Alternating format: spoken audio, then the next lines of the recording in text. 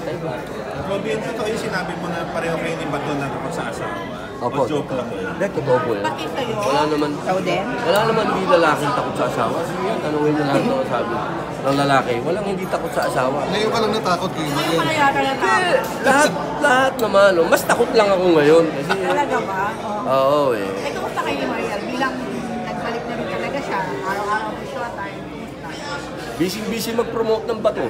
Siya mag-promote ng Bato eh. Pasalamatan natin yung ginawa niya sa last day. Oo nga, oo. Hindi, yung mga kaibigan niya sa... Mahilig yan kasi sa party eh, di ba? Silang dalawa magkapatid yung kanilang party, sila. Nung last day, sabi ko, babe, etong mga taong nagtrabaho dito, pinakapagod dito. Sa tagal ko nang nagtrabaho sa pelikula, ang akala ko nga yung 10,000 hours na yung pinakamatindi naming ginawa kasi sa abroad namin ginawa yun. Hindi pala, eto pala. Kaya gusto ko, sabi ko, bigyan natin sila ng pagkain na marami. Buong araw. Maraming salamat. 24 oras lang ang binigay mo kay Mariel, ha? Wala nga eh. Wala pa. Walang 24 hours na gawa niya lahat. Yun ang... Kompleto sa... Hindi naman na. Kompleto. Merienda, tanghalian, merienda, hapon.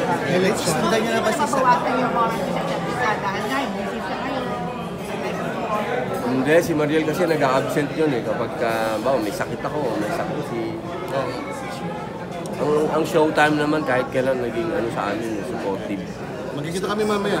Ayun. Sundan niyo ba si Isabela? Thank you sa... Sundan niyo ba si Isabela? Salamat. Isabela, sundan niyo.